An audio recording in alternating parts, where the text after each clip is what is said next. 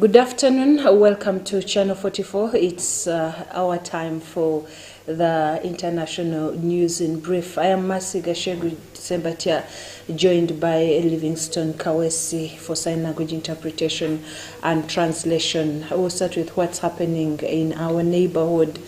Kenya's former Interior Minister Fred Matiang'i has sought anticipatory bail, saying he fears he could be arrested and rearraigned in court for political reasons. His lawyer filed an application at a high court in the capital, Nairobi, seeking to bar the police from arresting or harassing the former minister. The court has ruled on the request, has not yet ruled on the request. It comes as police denied a reported security operation at the ex-minister's home on Wednesday night. Inspector General Police Japheth Koome said a police force had not deployed any officer to the home of the former minister. Mr. Matiang'i's family say that a group of men who declined to identify themselves arrived at their home last night and did not explain their mission. The family says they pressed the men to identify themselves and produce a summon or search warrant, which they failed to see. They say the men took off shortly after the family lawyers and media arrived at their home.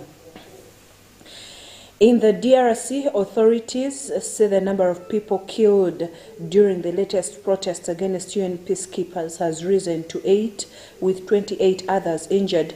The military government of North Kivu province said the peacekeepers fired in self-defense when protesters attacked their convoy as it was returning to the city of Goma on Tuesday evening. Several UN trucks were set on fire and looted.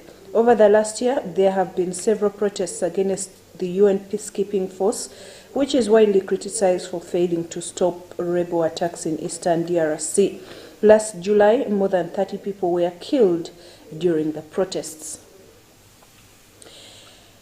A Chinese-owned private security firm has been closed in Mozambique's port city of Beira for alleged involvement in money laundering. The Attorney General's office, PGR, accused the owner of Panda Security, GSO, of defrauding the state of about $13 million through tax evasion. Another of his firms, the Thai High Petrol Station, Thiani High Petrol Station, was closed by the authorities 2 months ago, also on allegations of money laundering. The PGR also suspects him of financing terrorism, forging documents, conspiracy and environmental crimes. Mr. Gia has not commented on the allegations. In response to the latest closure, more than 3,000 of Panda security workers demonstrated, demanding 2 months of payback. It is unlikely that they will receive their money as their employers' current whereabouts are unknown. In Europe, Ukraine's leader is going to Brussels after urging the leaders of France, Germany and the UK to provide fighter jets for the war against Russia. President Volodymyr Zelensky will lobby a summit of EU leaders and address the European Parliament on his second trip abroad since last February's invasion. In Paris, France's Emmanuel Macron and Germany's Olaf Scholz reiterated that Russia must not win the war. Mr. Zelensky said France and Germany had the potential to be game changers. Praising European unity, he said the sooner Ukraine received heavy long-range weapons and modern planes, the quicker this Russian aggression will end. He had earlier addressed a joint session of the UK Parliament in Westminster Hall, underlining his plea for fighter jets. Freedom will win, they said. They know Russia will lose, according to Prime Minister Rishi Sunak. In the United States, President Joe Biden may not be out of ideas for how to deliver on his economic promises, but he does seem to be out of time.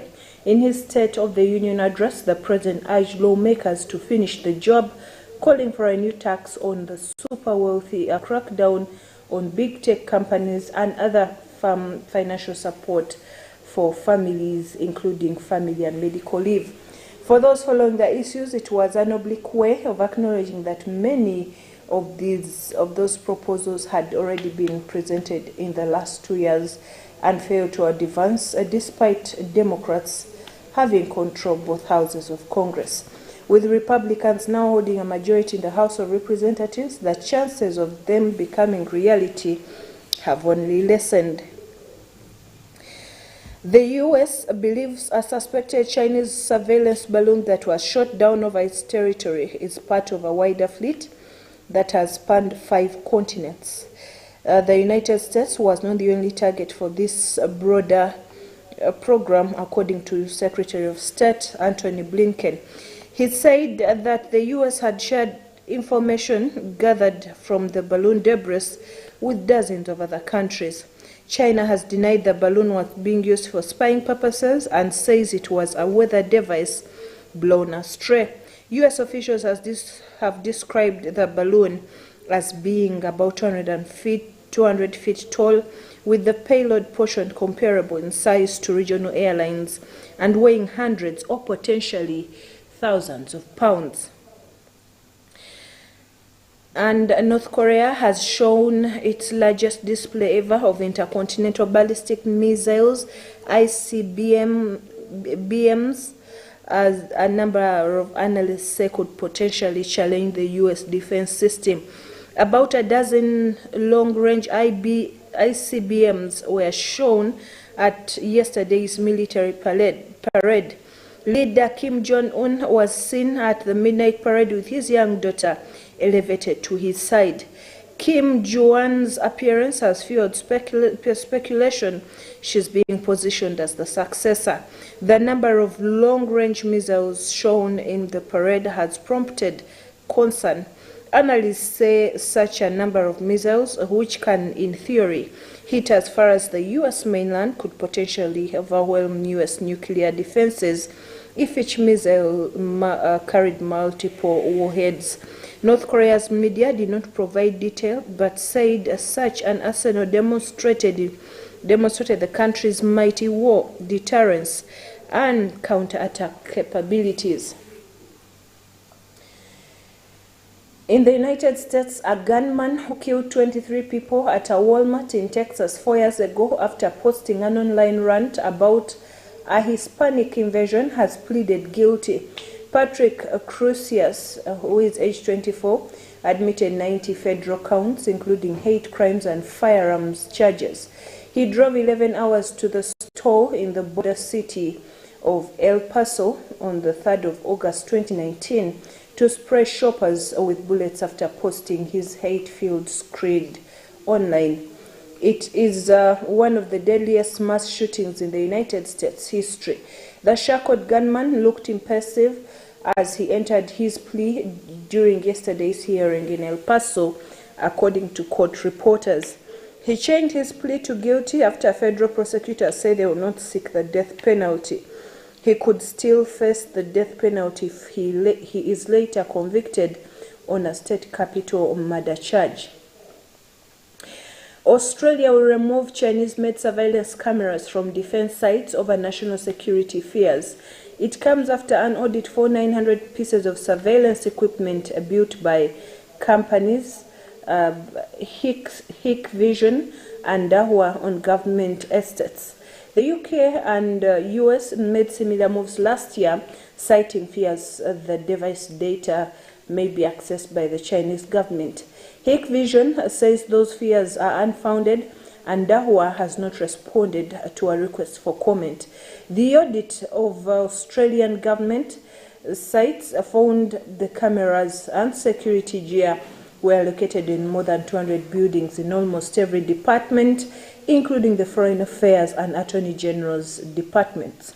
At least one unit was also found in the Defense Department, but the total number of defense sites is unknown.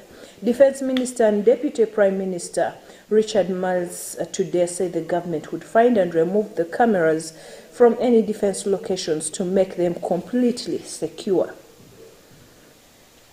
And Japanese police have arrested 4 men for allegedly orchestrating scams and robberies while jailed overseas in a case that has gripped the country. Authorities say they targeted the elderly and stole or cheated their victims of billions of yen. From their jail in the Philippines, the men managed to recruit accomplices in Japan to carry out the robberies. One of them is said to be the mastermind, who calls himself Luffy, after a popular anime character. Philippine authorities deported two of them, Kyoto Imamura and Toshiya Fujita, to Japan earlier this week. The other two, Yuki Watanabe and Tomonobu Kojima, arrived in Japan last night. They were among dozens of Japanese nationals who have been arrested in the Philippines since 2019 on suspicion of involvement in scam crimes.